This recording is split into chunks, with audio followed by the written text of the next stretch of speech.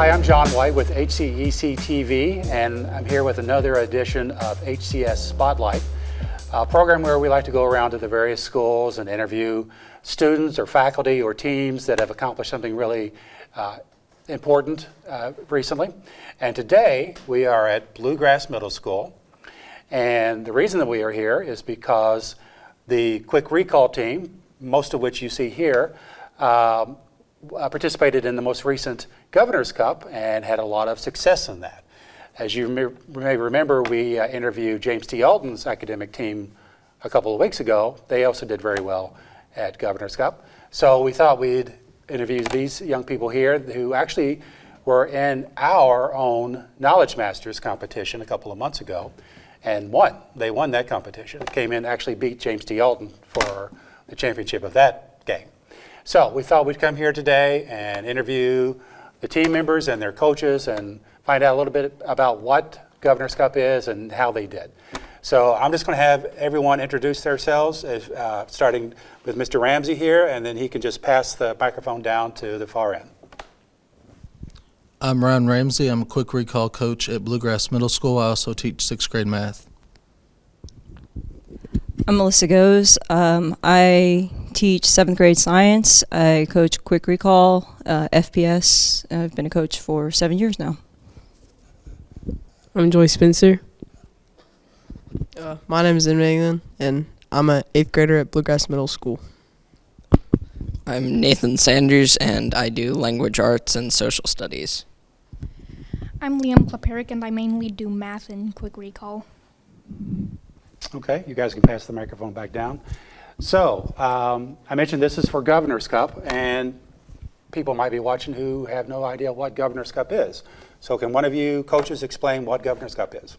So Governor's Cup is organized by the KAAC, and it is a competition that involves quick recall, written assessment like math, science, social studies, language arts, and arts and humanities.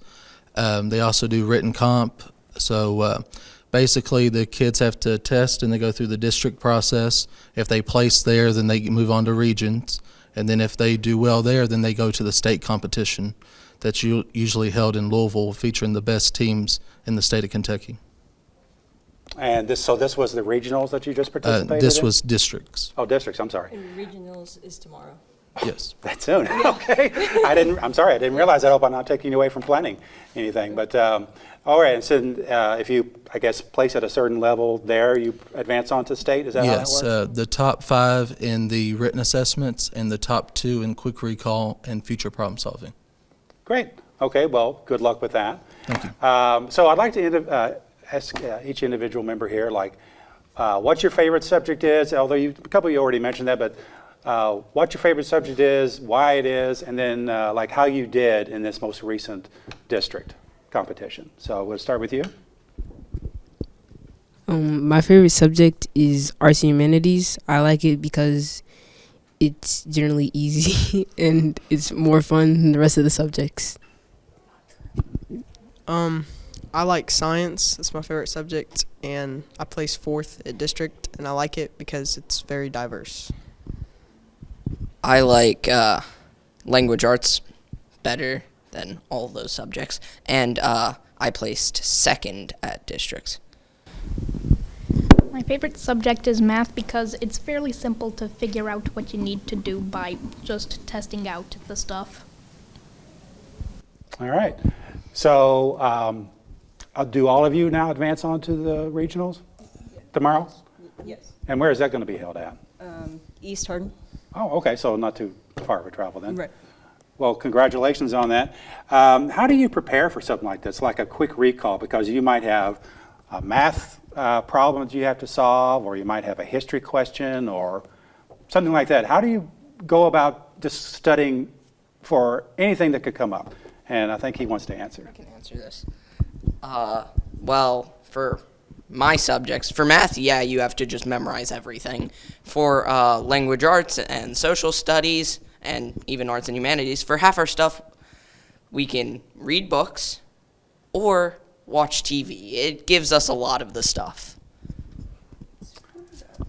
before you go too far with that, and I understand you were the captain for our competition, right? How does that get selected? How did you get selected to be captain? I have a lot of experience.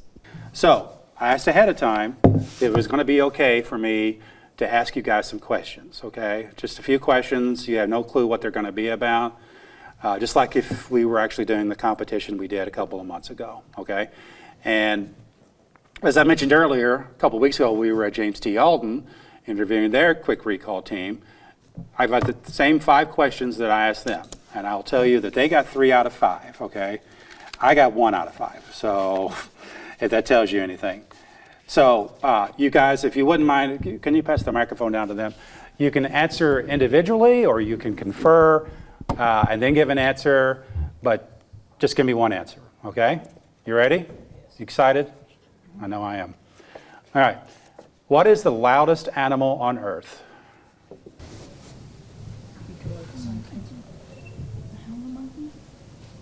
The howler monkey? No. It's actually the sperm whale. The sperm whale calls can reach up to 230 decibels. That's louder than a jet engine during takeoff. All right, so you learned at least one thing today, right? Yeah. All right. Now, this next question is about a particular phobia, and it's a very difficult word to pronounce. It's electorophobia, A-L-E-K-T-O-R-O phobia. What are people that suffer with that afraid of? What is elector? If you would answer into you can actually pick up the mic and answer into it, whoever answers. Yeah, you can. I'm just gonna. I don't know. Fear books. The fear of books? No, not even close. That's the fear of chickens. All right? That comes from the Greek word elector, which is rooster in Greek. All right? Pretty exciting, isn't it? All right. You're 1 for, no, you missed, no, you're 0 for 2, sorry. Where in the human body would you find the medulla oblongata? The brain? Yes, that's correct. The medulla oblongata is responsible for involuntary functions such as vomiting and sneezing. All right. Pretty cool, right? So you're 1 for 3. This one's a little tricky. What language has the most words? It's like the hardest language to learn. That or Latin. Honestly, Latin would make sense except we use Latin and Greek roots. English? Correct. The Oxford English Dictionary has more than 200,000 words, 171,000 of which are still in use. So I would have thought, I guess Chinese. I would have thought Chinese myself, but nope. All right, so you're 2 for 4, right? All right, so you have to get this one to tie JTA, okay? This is, I thought, the simplest one. What is the only food that never expires? Honey. Honey. Honey. Yeah, good. That's it. So that's the only one that I got. So you. Salt does not expire either.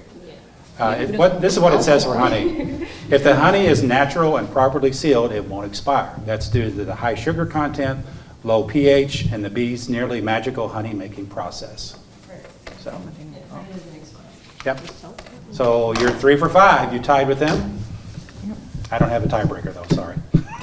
I guess whoever does the best tomorrow. How's that? That will be the winner. So anyway, that's it. Thank you so much for doing this, and thank you for participating in our Knowledge Masters also. I love doing that show, and it's just great getting all the schools together and participating. So hopefully I'll see some of you guys next year. Anyway, thanks again, and thank you for joining us for another edition of HCS Spotlight.